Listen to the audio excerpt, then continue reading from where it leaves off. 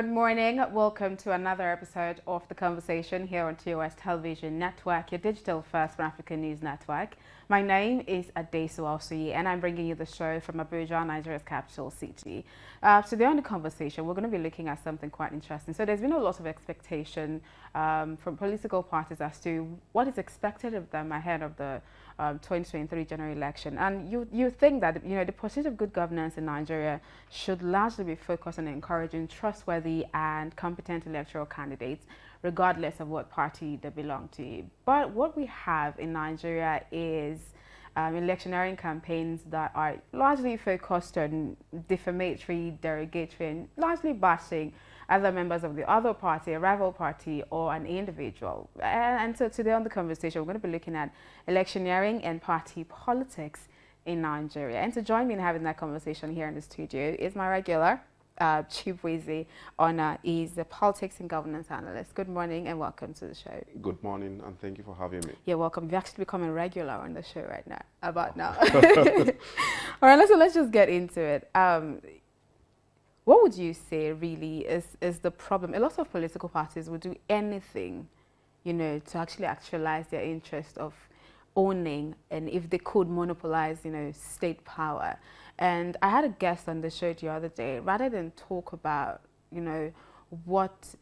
what is expected or we should be looking towards, as a country, towards getting good governance and all of that. He went on to bash a rival party and said, look, my party is what you guys, is the savior of Nigeria at this point. And that's largely what political parties do, not issue-based. Everybody is just out, to get, personal interest. Why do you think that is? And what is really the problem with that? Okay, I would start by saying that those kind of statements, has always been there. We have, for a very long time now, moved away from issue-based politics because if you check the records of most of our past leaders, they've not actually, one, kept to any of the promises, and they have not actually performed very well. So now is a function of how can you do anything to get to power, and it doesn't actually matter. So, and most of those guys you see who make those statements, even in the last election, what you find is by the time you get to the main election, most of the major political parties are already presenting a handicapped and a badly bruised candidate. Because this is, internally within the party, even before the primaries, what you find is people antagonizing and, using all sort of bad narrative against each other within the party. And in the end, eventually one person will emerge, and that person would emerge, limping into the political battlefield.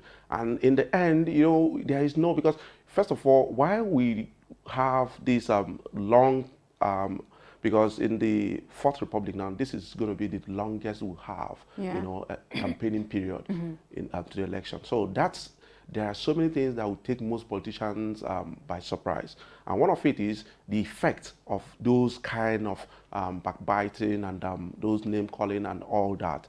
Because now you have a very long time for people to digest that kind of information. And in the end, even when eventually you say, okay, we've reached a consensus, Mr. A or Mr. B will go, but that Mr. B or Mr. A is no longer acceptable. That Mr. A or Mr. B can no longer, enjoy the credibility and the wide acceptance that is supposed to function in that office.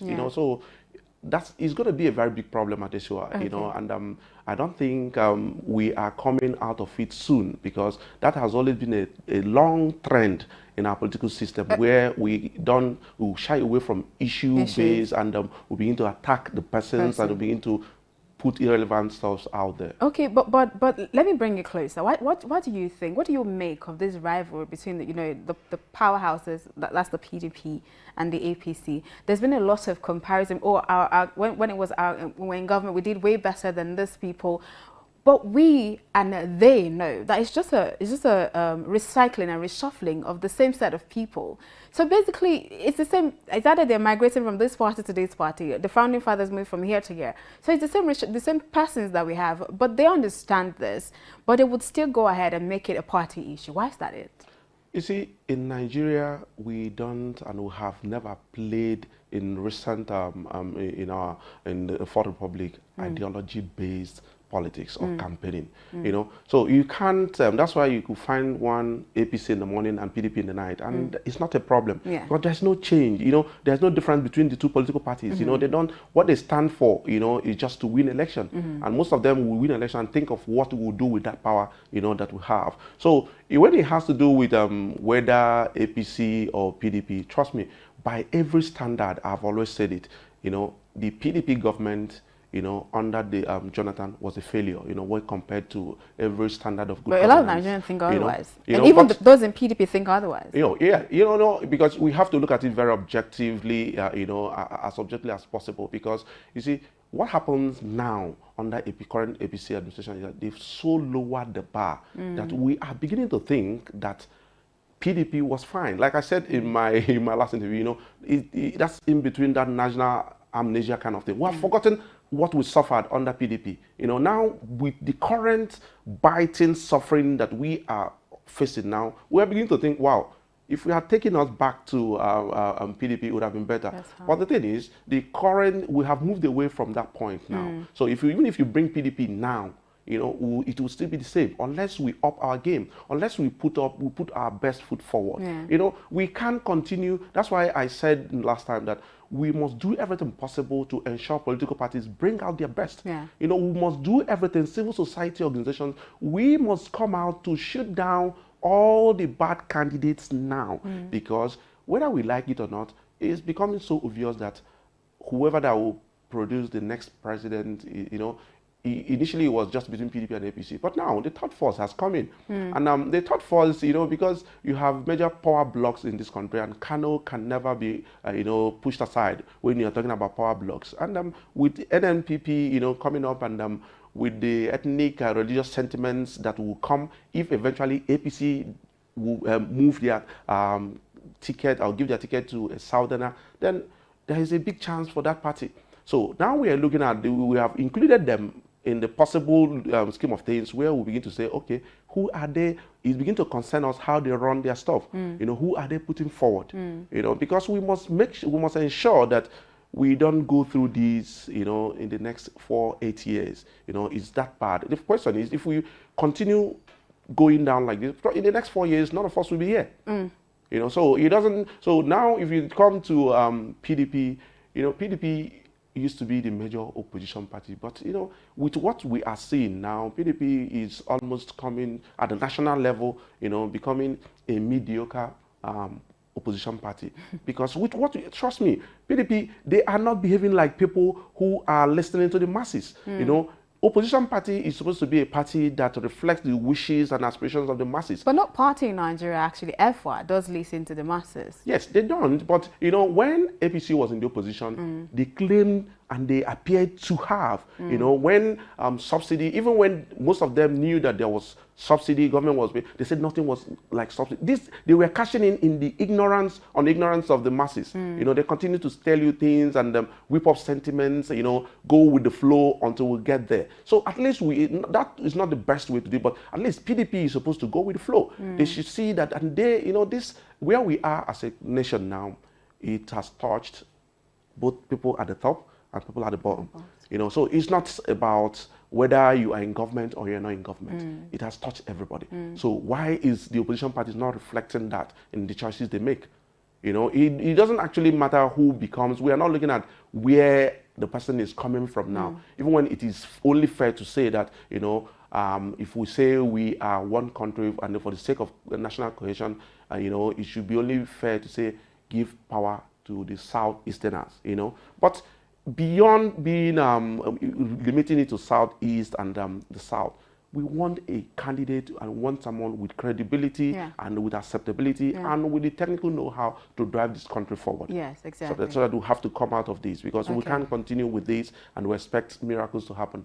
Okay, let me just put you on the spot. What do you think about the strength of our Electoral Act towards, you know, regulating the conduct of maybe political parties and individuals, so that we can actually have all of this that we're talking about, issue-based campaign, credible candidates coming forth, and, you know, all of that? Do you think our Electoral Act is that strong to do all of that? Yes, to an extent, I would say that the new Electoral Act is capable of giving us what we want. You know, it's capable of ensuring that votes count. elections. But what happens within, during, and after the election? You know, even the previous